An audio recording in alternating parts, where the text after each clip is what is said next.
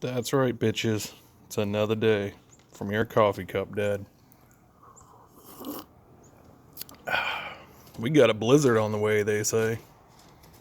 But after the past 2 weeks of dealing with the cold, shit, I'll take 3 feet of snow over that. Pipes freezing, all that good stuff. Oh, look at this. That's a bonus today. There he goes. Thank you, guys.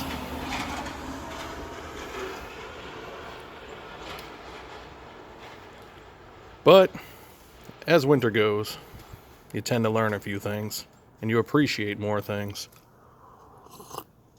Like those sumbitches that plow the roads. People complain about how bad they are. Well, if they're bad, don't friggin' drive on them, dumbass. And last night, our furnace died. I think it was close to 11 o'clock. And here's a nice little plug. Gagnon Heating in Bridgeton, Maine.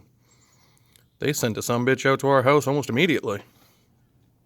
He fixed that problem. Nice guy, too. Call them for your plumbing needs. 647 something something something.